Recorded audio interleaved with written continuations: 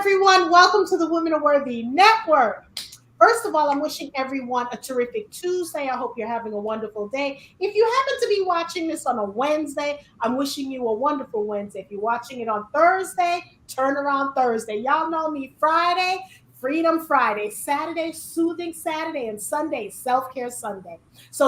I'm your host, Jacqueline Charles, the creator of the Women Are Worthy Network. For those of you that are just tuning in for your first time, I created this platform because I got sick and tired of when I'm talking to the youngins, as I call them, who are under 40, when I'm talking to them and they're telling me, well, Beyonce's their role model, Lady Gaga's their role model. And I'm like, well, what about people that's in your community? Let's talk about people in your community that are doing amazing things. They're influencers, they're leaders. So that's how this all came about. And my tagline is, we're all in the same book, just different chapters. Like, subscribe, follow, and share.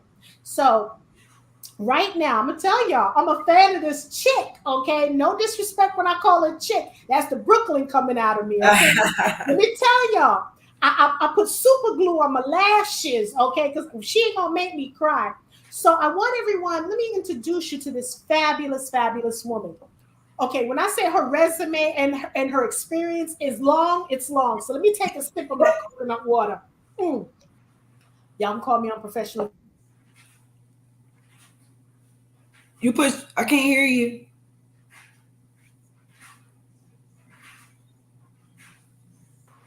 Okay, now you can hear me. I'm so excited. Y'all never seen that before. I'm so excited to have this lady. I'm like losing my business. Okay, so basically, we have the beautiful Brandi Davis. Brandy was born and raised in Michigan. She's an author, motivational speaker. Does it okay? She's an entrepreneur, a multi.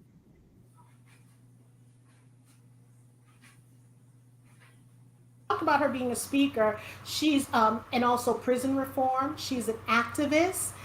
Davis is the daughter of a legendary street hustler and a girlfriend of a notorious drug dealer.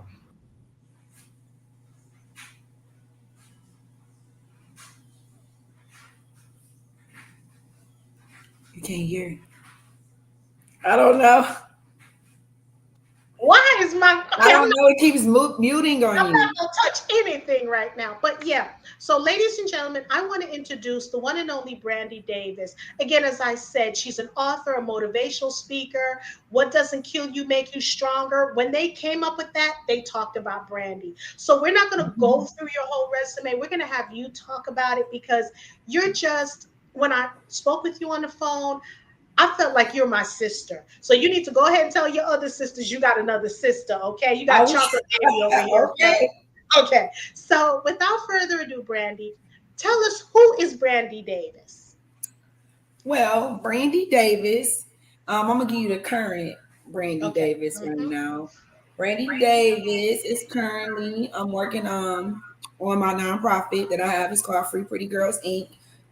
Basically, it was gauged towards helping women who were coming home from prison, help them with their transition. So basically, being able to provide them resources, point them in the right direction if they need, guidance or anything. I'm about to start doing it on a regular basis, but I had did a little just a test run to see how it is. I did a group at the halfway house actually that I was at when I first came home in 2016.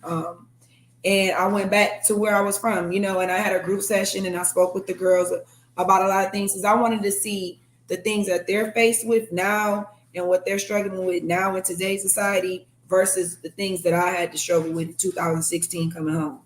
And as you can see, the world is a different place after the pandemic. So finding employment has been kind of tough, especially being a felon. Housing has been kind of tough.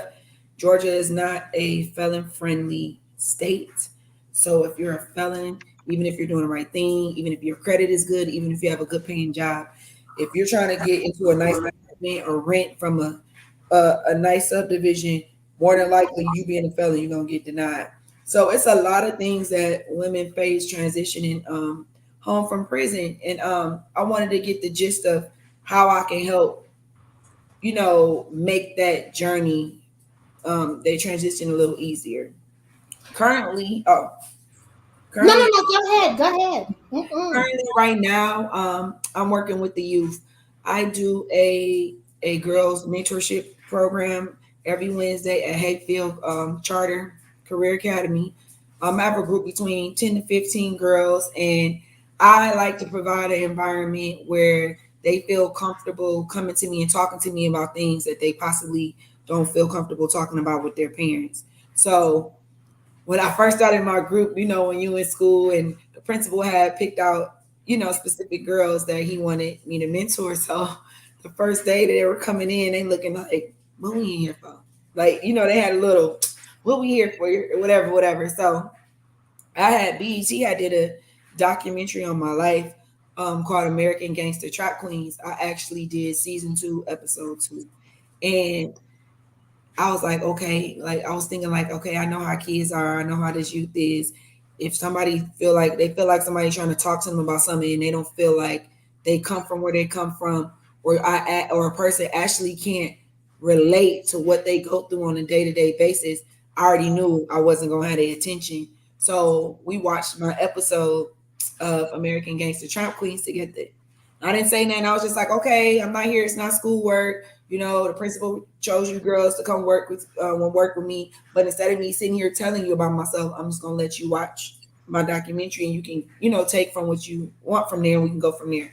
So after we watched the documentary, it was like they were looking like, so it was like that off the rip kind of opened up the door for them, and they felt comfortable. So ever since then, we kind of like just been on the road. And I could see they're progressing, they're getting comfortable, they're starting to open up and talk about a lot of different things in their personal life that they're dealing with, and I'm happy that I'm able to be there and talk to them and sow things into them and answer their questions, because I feel like from the relationship that we developed, they respect my opinion. So even if they said something, like I said, they'll say something like, oh, I'll be like, you smoke weed? And they'll be like, sometimes I'll be like, you a girl, that ain't cute. And if you are smoking weed, don't smoke weed with people. And then I'll use examples. I'll pull up my phone, like, look, they're putting fentanyl on weed. They doing this with weed. Like, so is it really worth it? You know what I'm saying? So I kind of like, I just keep it real with them. And I like that you're doing that. But for those of for the people who are watching right now and have no idea about your background, can Yeah. you summarize? Because I want people to see that so often you have people out there. Because I remember when I ran away and I was in this place, and they would have people talking to us, and I'm like, oh my God, Right. you can't relate to me, that what they paying you, you can't relate. Let's talk about who Brandy was. Well, if you at the age of 26, I was indicted on conspiracy to drug trafficking charges, and I was sentenced to 10 years in federal prison.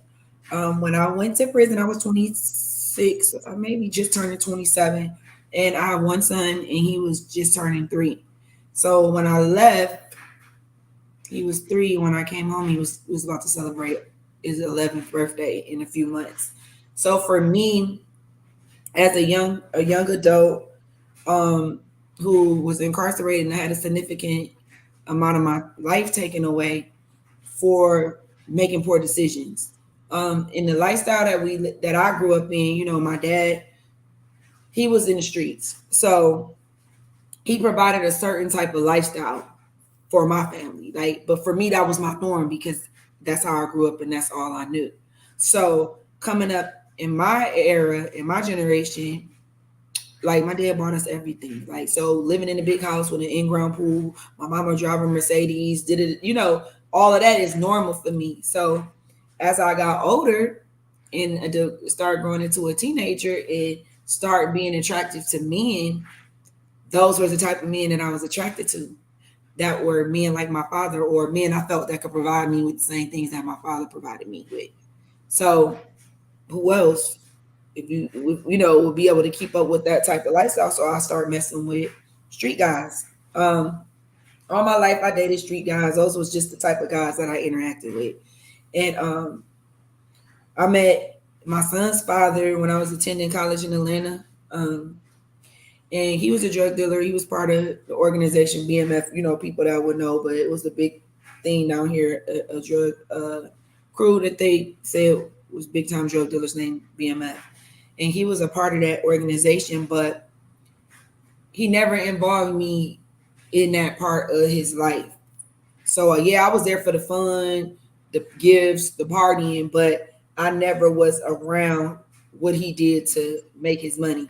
So I was a person that you could say grew up around it and it was familiar to me, but I was never a person to get involved hand in hand in it. So I was always dating a guy, so I really got the benefits that came with the lifestyle. I never got my hands dirty and did anything.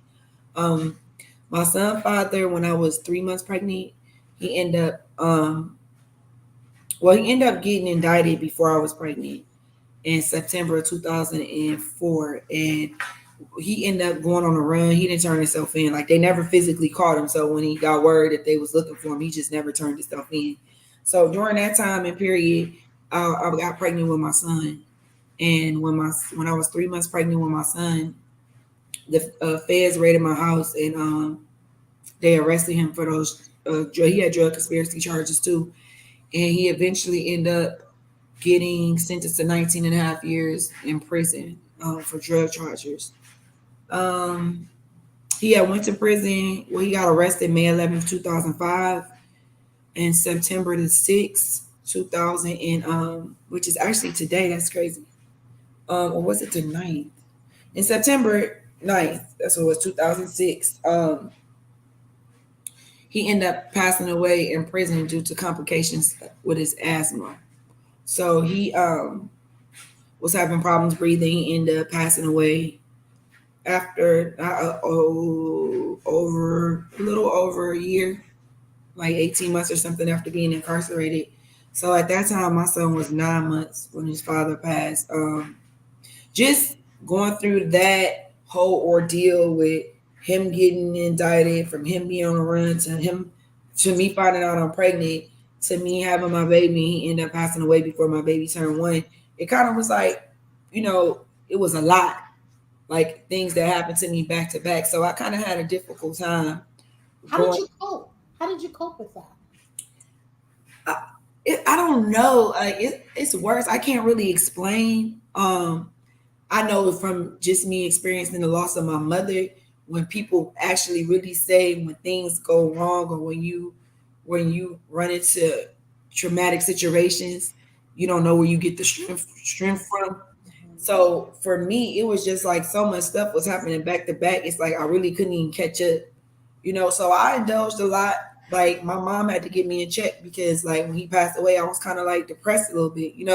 So I'll start hanging out more, drinking, and but I still had an infant at home.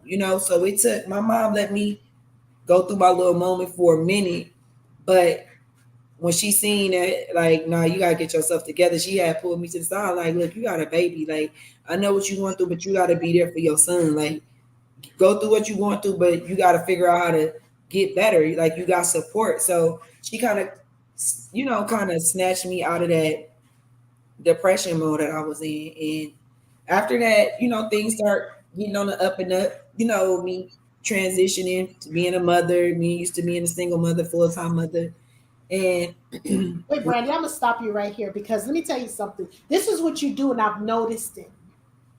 You gloss over things that's hard for people and you make it sound so simple, right? And I think it's because you're made that way, that you're like, okay, suck it up, keep moving, keep moving, keep moving, that you don't really acknowledge what you're doing in order to remain strong. You know yeah, what I'm saying? Because as Black women, we're supposed to be strong. We're supposed to suck it up. Yeah, this happened, that happened. I gotta still get up and go to work. I gotta take care of my yeah, baby. But we need to talk to each other so people can see, because now people more than ever are being depressed, having depression, taking drugs.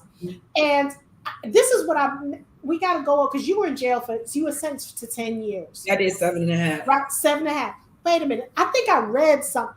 Are you a certified firefighter? Is that what I heard? Yes, I the prison that I went to was a camp, and it was in Alderson, West Virginia, and I'm kind of appreciative that I got sent to that place because they offered a lot of programming for inmates. So when I went there, I already had it made in my mind like when I go to prison, like I ain't gonna do the time. I mean, I'm gonna do the time. I'm not gonna let the time do me. I'm gonna try to stay busy. And I actually with well I haven't renewed my license, but I'm actually a licensed cosmetologist as well because they had an 18-month cosmetology program that I took in prison to get my cosmetology license, and I also took firefighter one, so I'm a certified firefighter as well. And we went through all the training and everything that a regular firefighter goes through, book work and the physical work as well. So it was a good experience. I'm not that gave me the opportunity because I'm kind of a person that if I'm used to something, I'm not a type of person that really likes to introduce change or welcome change. And I really got a chance to step out of my element and experience something different and learn something different. And I actually really enjoyed it. Well, I got my phone. I'm texting you because I'm coming to get my brows done. Okay. You want to know who did my brows? I'm coming to get my brows done. So I'll be texting you. So when we finish with this, that's what's gonna be on it. Her name is Summer though. I'm gonna do free advertisement because that's my girl and she do a very good job. But my eyebrows actually are micro shaded. Her name on Instagram is a perfect summer. Perfect. A Look, perfect summer. see what I'm talking about? We here helping other folks. That's what we all about, supporting other folks. But she's really, really, really, really good. Like I haven't had my touch up. Like I haven't had a touch up since last year, and they still look like this. Yeah, it looks really I good. probably still like for real. I have to figure out when I'm gonna go back, but they still look good. That's why I'm not in no hurry. But she did a really good. She does a really good job. She The did. best. To me. Now, okay, so now we don't talk about brows. We're gonna get back to what we're supposed to get to. Because on this show, anything is I possible. know we just venture off into all different types of All conversations. kind of stuff. That's how my mind be working. Mhm. So, what advice would you give? Because right now, these young girls are making poor decisions. We have, parents are not spending enough time at home because of, because of the, people were not, they were in the house. Divorces has gone up. What advice would you give a young lady that's watching this right now and is just lost? What advice would you give her? I would say for me, this is what worked for me. When I went into prison, it was like I had encountered so much loss, so much loss, heartache, everything you could think of. It kind of wore me down. You know what I'm saying? So I made it in my business to say, okay, when I go to prison, and this could be with anything, the obstacle that you're facing in life, you know, I have to be realistic on the situation and hold myself accountable and really look in the mirror and be honest with yourself and look and see who you really see. And I always say that, like I look in the mirror, I looked in the mirror and I ain't like the person that I seen. Like I just thought about it's like when you don't have nothing but time, you think a lot. So you start going back and thinking about things in your past that you did, relationships or friendships that didn't last. And when you living in the fast like I did, I smoked weed, I drunk liquor, I party. So when you live in that fast life, it's like everything in blur. It's like everything is a cloud, everything fuzzy. So you don't recognize a lot of things then when you're doing all that than you did if you was regular like right now. So what I had to do was I had to really look in the mirror, evaluate myself, even though I had to be brutally honest with myself and hold myself accountable to the person, the woman that I became. And I had to figure out what I needed to do to get better.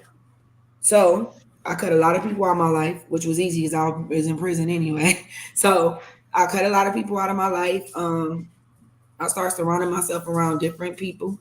Um, I got more into my faith. I really was never a very religious person. Like when I was younger, my mom would go to church, or whatever. But in my mind, just I had a relationship with God, but I never put myself with a certain religion.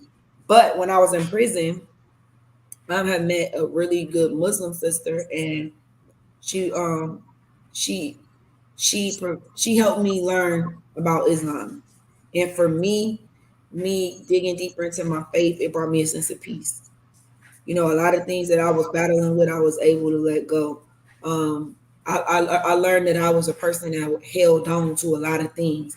Like if somebody did something to me and they hurt my feelings, they if somebody did something to me and they hurt my feelings, I'll hold on to that. I don't care if it's 10 years from now. I see them like I don't like them, and it'll be off of one thing they did to me 10 years ago. And I had to start realizing that a lot of people do change. People Mm-hmm. change in life, so like I said, I dug deep into myself. And I feel like women that's going through something right now, I would tell them to get in tune with their faith. It could be whatever it is, or just build your own relationship with God. So instead of you talking to other people about your stuff, when you get up in the morning, talk to God. Like, Lord, please today let this be a good day. Or, I'm working towards this, and you pray on things and you manifest things and you speak things into existence, because people look at me like, oh, you saw this, you saw that. No, my journey home wasn't peaches and cream. I went through a lot of things transitioning home from prison. And for one was culture shock. Like Yeah. I went from being able to at my own expense to not coming home to a damn penny. When I got my job, when I first came home, that's the first job I ever had in my life. At 34 years old, I got the first job I ever had in my life. So it was not, it was different, but to be honest with you, when I started working, it was fulfilling. I got fulfillment out of it because, for one, couldn't no man tell me what to do because he was paying my bills. I was able to pay my own bills. It felt good being able to put a roof over my son's head. Felt good being able to put food on his plate that came from my work and my effort. And I had to start realizing, as a woman, I'm raising a son. I Mhm. gotta lead by example, because he gonna look at me and look at the qualities I have in me, and he gonna look for that in another girl. And So I like when you said that, because here's the thing. I know a lot of girls back in the day that used to boost, right? And I would tell them, why don't you get a job? And the first thing they're telling me, I can't make as much as what I'm doing now. And mhm, so it was a mentality. It was a mindset that they had, that mhm, they didn't realize, like, this can land you in jail, but mhm. at least you're going to be free if you work the 9 to 5 or have your own entrepreneurship or whatever it is. So you said you went through a lot of things. How did you make it through when you were there? Because you said you were gonna do the time, but you was not gonna let the time do you. Mhm. And did you have someone in there that kind of mentored you? Yes, I actually did. It's crazy because, like, it's different with men prisons. It's a lot of men prisons, it's federal prisons in different states. As far as women, we kind of don't have a why they, as long as they keep you 500 within 500 miles of your address, you're fine. So I was in Alderson, West Virginia, so I was locked up with a lot of women from everywhere. But it's like when you go in there, and you doing a lot of time, you gonna meet people. But it's like, if you meet people that's doing just as much time as you or been there before you, it's like you have your own little family. And it's like birthdays y'all celebrate together, holidays y'all celebrate together. It's like you have your own prison family. And I actually did have a prison mother. I call her Mama. Her name Mama Matilda. I actually did a segment on Ayana Fix My Life. It's called Three Women Felons, and actually Mama was on there, Matilda, and she had been sentenced to 30 years. Mm. And when I met her, she was in jail since her 40s. And when I met her, she probably had about 14 years in already. And when you start talking to people, when you think your life messed up, and then you be talking to people and you see the things that they've been through, you kind of look at your situation like, oh, mine ain't as bad. Because Mama went to jail, got 30 years, and left 10 kids behind. 7, because 3 of her sons was locked up with her, and her 3 sons got life. So it's like, imagine you, first of all, getting in trouble because at first they were charging her with money laundering because her sons were selling crack or whatever that was back in that era. So she was cool with the money laundering. Okay, whatever.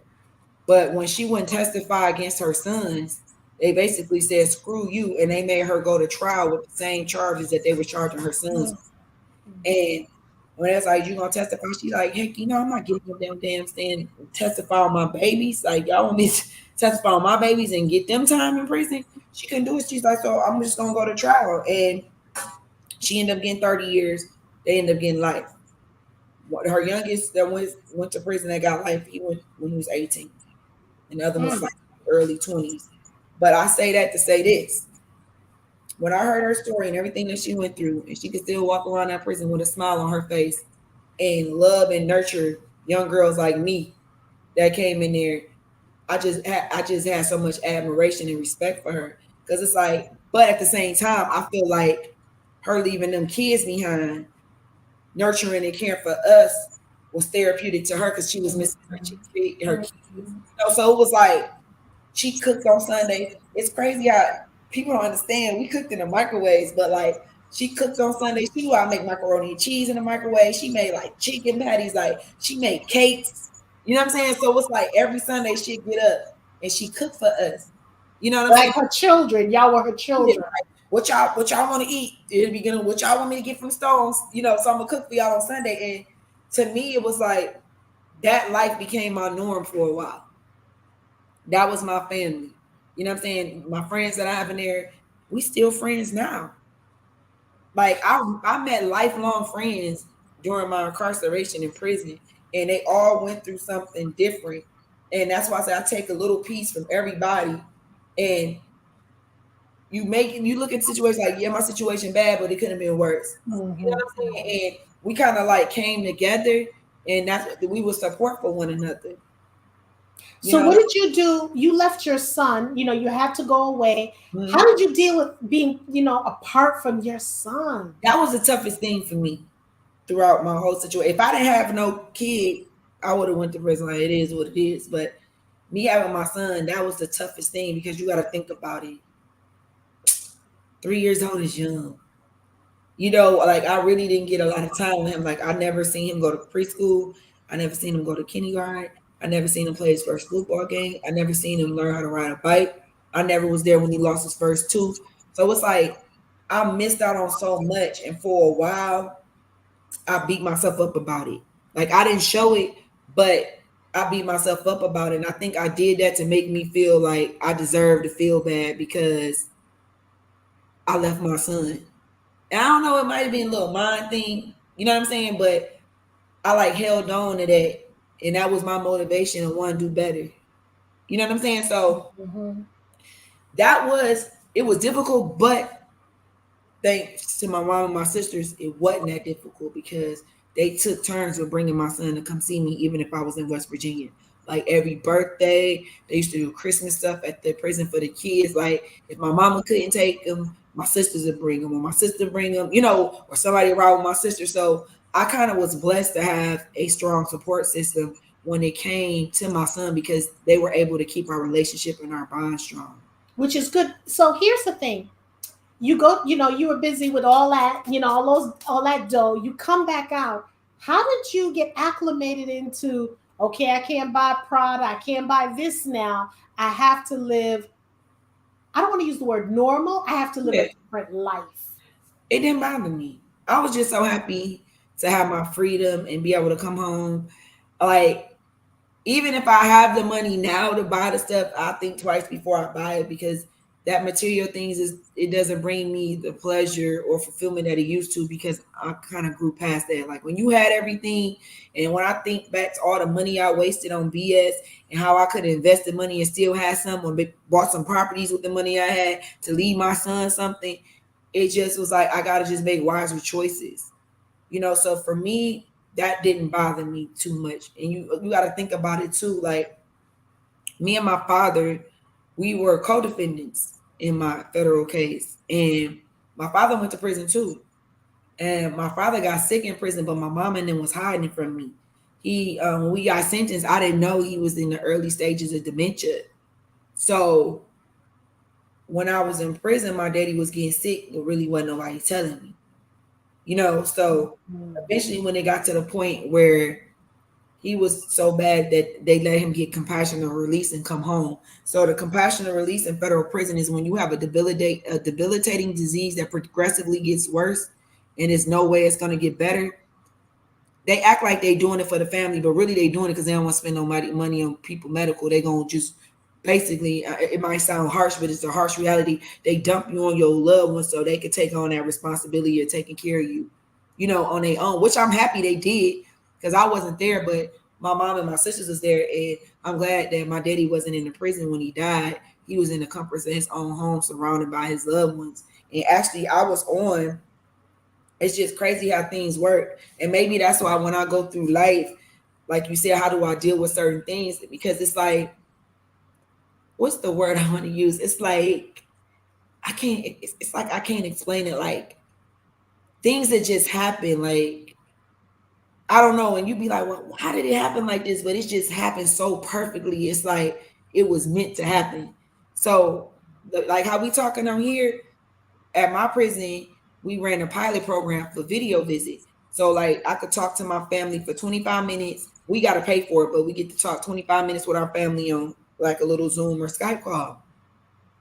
This particular day, when I call home, like, make sure you guys log on at 6:30. You know, I always used to call and let them know before. And my mom was like, "Yo, Dad's not doing good. Like the nurse is here. His organs is failing. You know, he's just not doing good." So I'm like, "What?" Because like 2 days ago, even though he had dementia, he stopped talking and everything, but he still was sitting up in the bed, and they'll just turn the computer on. I'll be talking to him and stuff, you know. So when I got on the computer, I was like, "What the heck?" It was like my everybody was at my mama's house, like my sisters, all the grandkids. It's crazy because even like people that we grew up with, that's like close family and friends. Like a lot of us had babies, not a lot of us, but like some of our siblings had kids with each other, so our kids are cousins.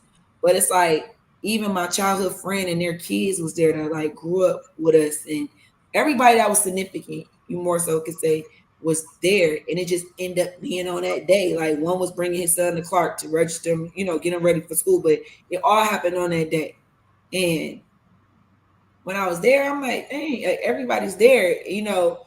And when I seen my dad, he looked really bad. Like he was laying with his eyes halfway open. He just looked bad, and that really hurt my feelings. Cause I wasn't there, and just to see him like that, and I can't be there, it bothered me.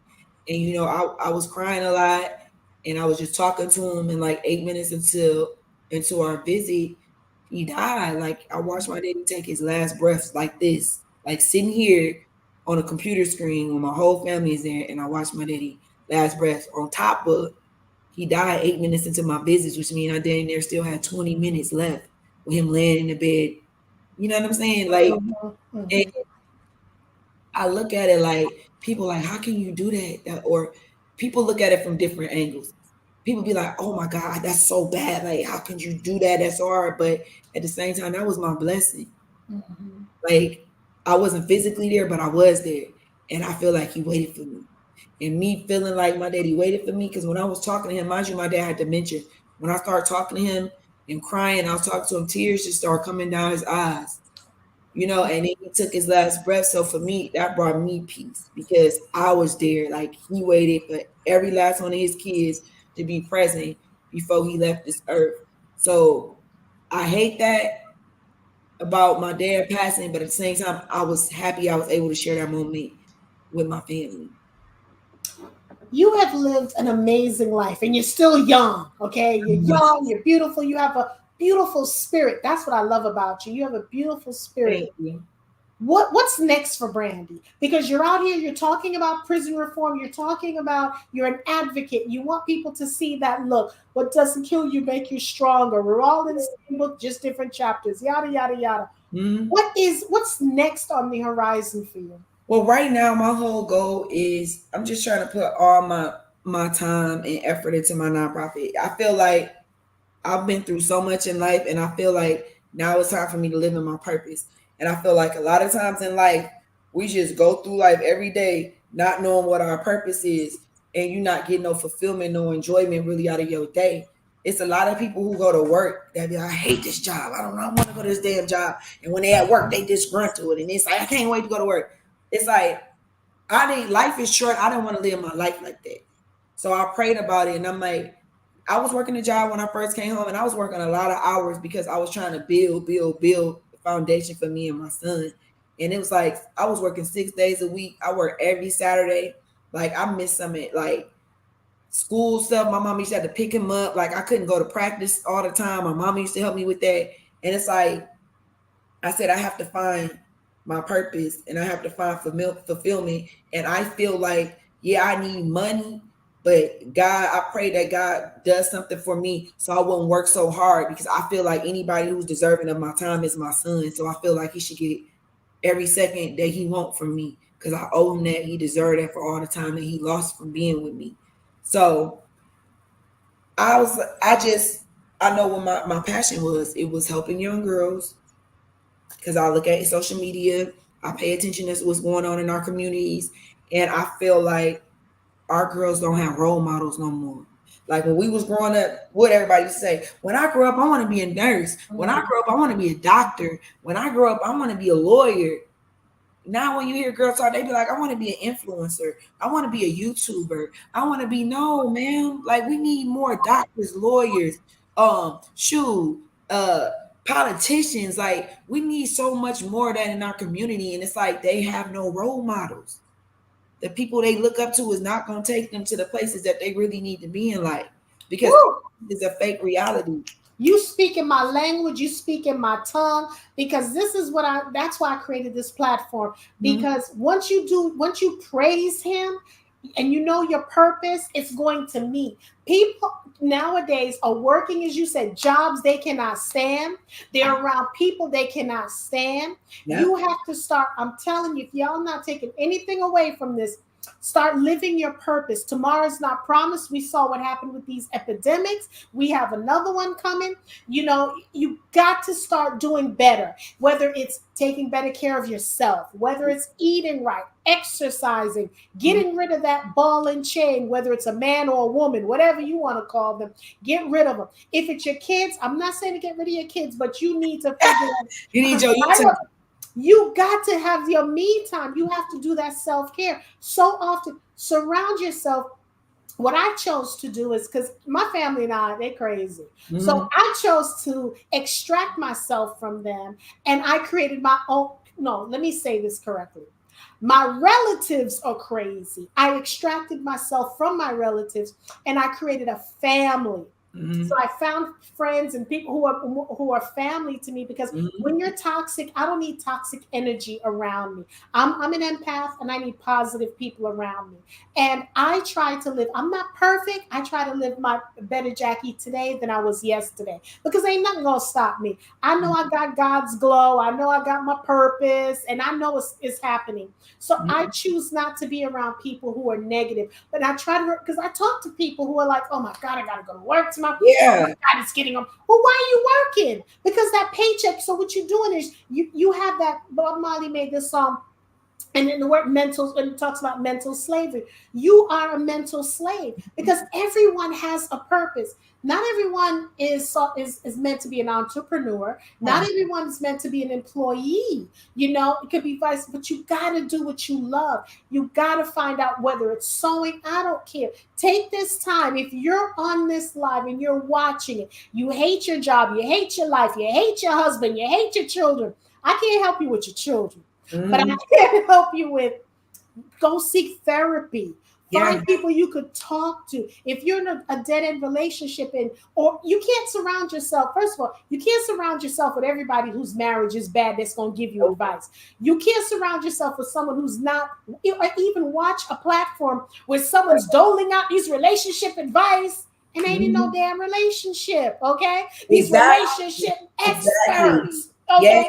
And the ones who are in relationships, if they proclaim everything's perfect, look, I done told y'all, I'm hitting on 34 years and I'm be talking about relationship.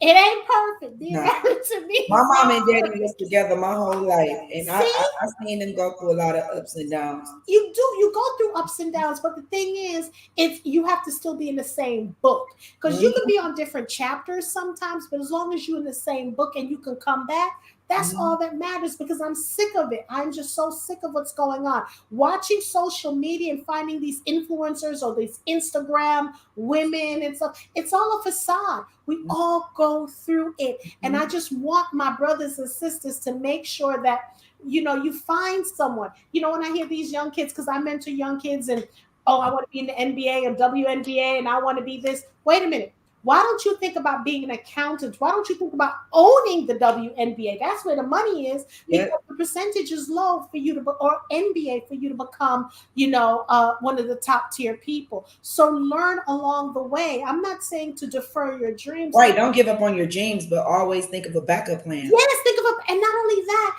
and see, for me, what I do now is I don't do backup plans, because that means I think this dream is It's going to not gonna fail. work. Right. Yeah. So what I try to do is, let's think logically. Okay, you said you want to be a basketball player. Go to school to, become a business owner, because then maybe you when you in the the NBA or whatever sport it is, when you retire, you can possibly buy a team. Yep. So go and get the experience. So think about things like that. Think about being owners. Think about not just being an employee, because even if you work for you're on the team, you're still an employee. Yeah, they So pay you your contract. exactly. So I'm just saying, aspire to be greater and higher. Mhm. Look, as long as we're in the United States, you can do anything in the world you want to do, but you have to have people who support you. Yeah. And listening to your story and what you're doing, and the fact that you have, your wonderful nonprofit. I know this time next year that nonprofit's gonna be going through the roof. Yes, I'm that's here to what I need, support. girl. Look, we all about manifestation now. This Yes. Capricorn's all about manifestation. So we're gonna talk about this. Mhm. Anyone that's watching this, and everyone, I'm speaking life into you. I want you to understand, I'm your biggest cheerleader, okay? Because I want people to win. I don't want to be the only one that's winning. I Me want to be with neither. a group of people that's winning. And if you're not winning, I want to bring you along, as long as you're positive. Bring Exactly. you along to win, because why can't we? I want y'all to subscribe. If you haven't subscribed, subscribe to the channel. Brandy, we're here to support you. Anything that you're looking for, needing speakers or whatever, let me know, because again, when you win, I win. I don't have to be walking in the arena with you. I can be in the audience just clapping you on. And Mhm. that's what, as Black women, We need to we start doing more of that. let me We stop, because I'm definitely going on a tangent. We gotta start supporting each other. This women empowerment stuff is getting on my nerves. It's girl, and ain't overused. nobody empowering nobody. All y'all do is charge for these tickets for these hot brunches to sit and talk about a bunch of nothing. And I'm not even trying to be funny, but I'm over it too. That's why I said we don't have any role models. We don't have role models. So that's why I try my hardest to lead by example. And that's why I try to my hardest for people to see who I am, like the real me. Like, look, the Transparency. girls look at me and say, oh, no, no, no, no, don't let the little stuff I post on Instagram fool you. Because I have a real life outside of what you see on Instagram. I'm not a person that posts my whole life. I post what y'all want y'all to see. So it may be days I might be having a really rough day, and I might be encountering some rough patches in life, but you will never know it because I don't go to the internet with it. But I feel as women, we should be able to come to each other and confide in each other and support each other and uplift one another. And I don't feel like we should ever be ashamed to speak our truth.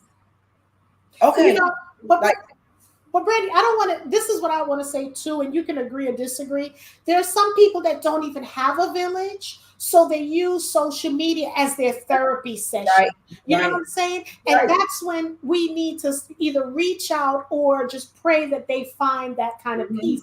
Because I Yep. don't know what it would be like not to have anyone I could reach out and talk to. But here's the issue that we have too as women.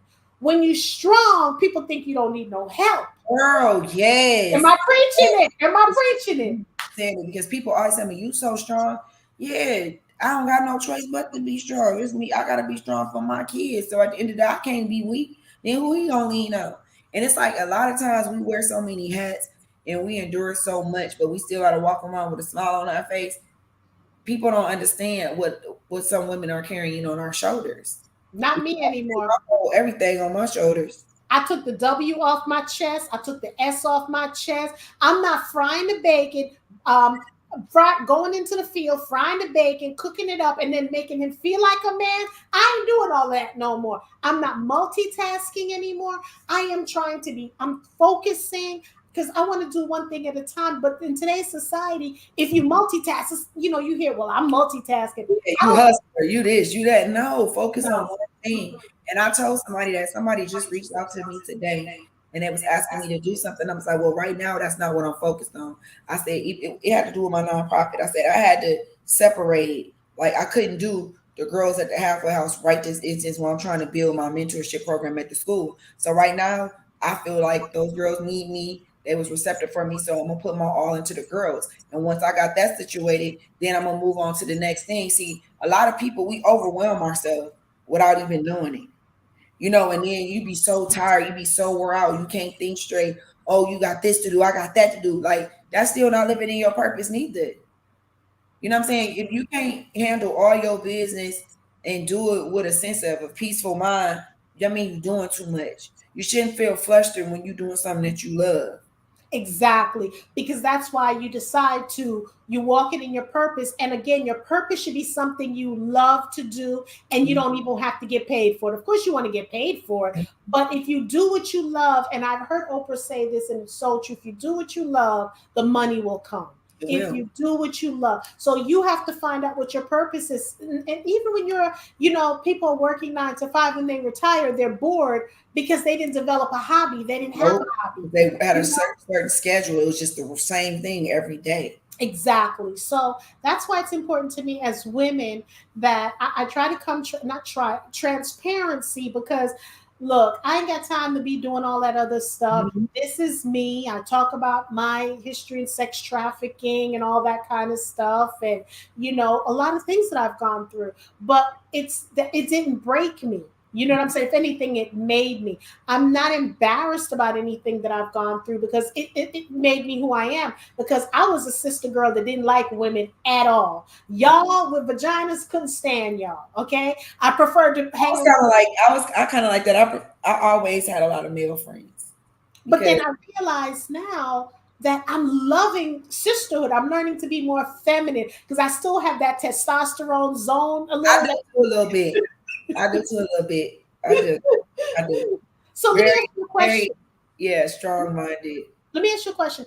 What are your thoughts about when it comes to a man on actually letting him lead, being, what are your thoughts about that? Well, I kind of grew up in an old school household. So Okay. my dad was the head of the household. My mom was a housewife and she just raised her kids really. And my dad went out and worked. But as far as me, if I had a man, and I feel like for it's made for men to lead. It's made for men. It's supposed to be men supposed to lead. They're supposed to protect. They're supposed to serve their wives, their families. Like so, I feel like a real man is gonna take pride in leading his family. Gonna take pride in taking care of his family. So I try to talk to girls about their poor choices and men too, because I say this is our problem. You have a good man right in front of your face, but social media got you thinking that if he don't got no chain on, if he don't got no Rolex on, if he ain't got no big diamonds in his ear, if he don't have on Christian Dior this, Gucci that, Fendi this, he not a man. But what y'all understand is y'all looking at the material stuff. Material don't make nobody. This might be the realest man you meet in your life. But just because he don't got that stuff on don't mean he ain't successful. He don't got himself together neither. I learned that this generation, they judge by looks instead of the character of a person. So if you look like you got something, oh, he that man, you don't even know him. He could be a piece of shit, excuse my language. He could be fronting. A dude who just wear all designer ain't got nothing. So social media to me, it gives off the perception of what you see is what you get, and that's not what it is. So Brandy, we gonna have to do another show about men and women. I think it's gonna blow the roofs off because you speak. I'm telling you, that is so true. The millennials and or the younger generation, they just want, they want to get the bag. They want the bag, any means necessary. Girls are flying to Dubai. How do we get from that into this conversation? But we're girl, gonna throw it in there. we knew that was They gonna happen, didn't we? they fly to Dubai they get BBLs that are killing them. Okay, these are the things that they're doing, and they don't understand, and they're doing it for a man. Usually, when most women get dressed, we ain't getting dressed for a man. We getting dressed for a woman because women be, whatever. But you are actually changing your whole body to attract a man instead of not. I'm not against plastic surgery. If you no no had no I'm no, sorry. no, it's not like that. What I'm saying is these girls get surgery before they even have a kid. So if you older or if you had a kid and your boobs sagging a little low, if you want to get them, go ahead. If your stomach a little ugly, you want to get a tummy tuck, go ahead. But do it for you. You do That's it it. for yourself. That's Don't it. do nothing with the with the conception that, oh, I'm gonna do this and then I'm gonna get this type of dude, or if I get my body, then I'm gonna get this a rich dude. No, ain't nobody marrying a body because But what happens? Are they even thinking about when they turn 60 or 70? Because everybody's starting to look like the Krashians. I'm not even gonna say their whole name. Everybody's starting to look like that. And I'm like, wait a minute, you gotta love yourself. And I agree. So let me rewind this. If you are unhappy with anything you have, go ahead and change it. yeah, for But you. do it because you want to do it. Don't do it because you want to get a bag and all that kind of stuff. That's the problem I have. I Yep. am not against it. I haven't done it, yet, or I haven't gotten it done. But and I'm not opposed And to if you it. choose to, that's on you. But you're doing it for you though. Yes, just doing You're it not for doing it me. for nobody else. And It- that's what people gotta realize. And it's like, to be honest with you, everybody look the same. All the girls wear the same wigs with the same baby hair. All the girls, if you look at them from behind, all their bodies look the same. It's like it's nothing unique about them. And that's what's crazy because a lot of guys, even young guys, try to approach and talk to me. And I'm like, that's crazy because I'm more so, even though I'm 40, but I'm more so natural. You know what I'm saying? Like I don't wear makeup like that. I don't wear the wigs. But it's like they tired of that too. Mhm. Because it's like I get more action if I'm at a grocery store, my hair pulled back in a ponytail with some sweats on instead of when I'm glammed up. So to me, it's like men are the natural is a little starting to be a little more refreshing. And that's why I want girls to think before they do all the overly exaggerated surgeries because when that air phases out, what you gonna do? Yes, well, Mr. Lashley said, I fell in love with Brandy after the Vlad interview. Natural and beautiful. Thank Yes, you. yes. Yeah, so I just try to enlighten them on things, and like when I talk to my girls too in the group, I be like, look, y'all juniors and seniors, don't be in really in no serious relationship. Like live your life and enjoy your life. I said because I asked them, how many of y'all want to go to college, and they raise their hand. I said, just wait. I said, when you go to college, you're gonna meet so many different people from different places that you never thought you would ever meet before. I said, y'all be wanting to rush into these serious relationships. Enjoy life, y'all kids. Hmm. Enjoy Hmm. life. And You that's when you can while out, so to speak. When I mean, you go That's to your weird frat ass making parties. no responsibilities. Exactly. All your parents want you to do is go to college and they gonna hold you down. You know what I'm saying? So it's like, come on. Look, if I could have it, I'd still live at home. You want to still live at home so you ain't got to pay no bills. You remember when you were younger, you That's didn't what have to worry about I'm nothing. you money because you in college. Oh, I need money for this. I need books for this. They okay. So it's like I be trying to tell them like enjoy your life, and that's what I hate that I did. Like I came out here, went to college, stayed at Morris Brown, not even so long, and I dropped out. I ended up going to mortuary school, but I wish I would have got that. I did. I went to mortuary school. I just did stuff, girl. So, and I don't even do that, but I did go to school for it because my daddy was like, I don't give a damn what you do, but you gonna take your ass to school. So I was So like, wait a minute. So let's summarize this. So you're a certified firefighter. You cosmetologist. You can do brows, but you gonna turn me on to your no, brow I can't girl. do brows. I ain't do these. My girls do. Okay, I ain't okay. take credit for that, girl. Then not only that, mortuary school, so she can't kind of half embalm you. Okay. It is crazy because it's like that's why I said just enjoy life. Like you can Right. try new things. It might not work, but at least you got the experience because I feel like life is basically, and I look at it from this perspective now because I lost my freedom. I look at life as a journey of experiences, and it's like live in your moment because tomorrow isn't promised. So if it's something that you want to get up and do it. Don't procrastinate because we don't know how long we're gonna be here. And I just feel like I don't know where we go when we leave here. I believe in God, so I hope I do make it up there. But ain't nobody died and came back and told us how it was. So I'm saying with my faith, I want to close my eyes when it's time for me to go. And when I transition, I want to know that I had a fulfilling enjoyable life, and I want to feel like I left an impact on somebody's life to make them feel better. It's like if I could do what I do and affect one person, That's that's enough. for me. See, I don't want, for me, when I close my eyes, or when you're in that bed and the priest is coming and reading you your last rites, or however you plan to go. I don't want to be thinking, damn, shoulda, woulda, Shoulda, woulda, coulda. coulda. Don't want to do You're that. gonna be like, take me. My life was beautiful. Yeah, I want to say, oh, I tried that. My kids, fine.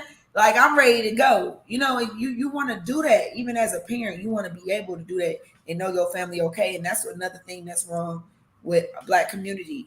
We live by the day financially. No, we can't be like that. Like it's so much I learned. Like when I was in federal prison, I was locked up with like lawyers, doctors, politician women. Like I met so many different women, and I got to know them, and I learned from them. If we sitting around, I'm gonna ask questions, no shame in my game, and they dropped a lot of jewels on me, you know. And at the end of the day, it's like we have to do better as a people. It was a lot of them people in there.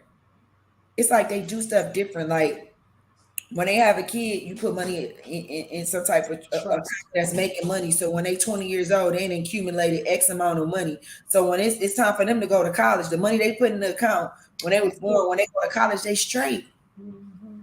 You know, so it's like I feel like I wasn't able to do that with my son because of my situation. But if I ever have another child, I'm doing things so much different. It's like you learn from your mistakes. Exactly. And that's what I want people to understand. Right now we have social media. Things are in our, we can get it. We're always watching something about financial, because if you think about it, they have this there's this thing that they say that if you want Black folks to know something, don't know something, or to know something, put it in a book, or vice versa, because we don't read. So quote, that we don't read, we don't want the knowledge. If you want to hide something, put it in a book. So again, Brandy, when I say this has just been phenomenal, we gotta get you on to talk about this girl talk. We're gonna have to do we do girl talk, girl. Ooh, we gonna do a girl talk.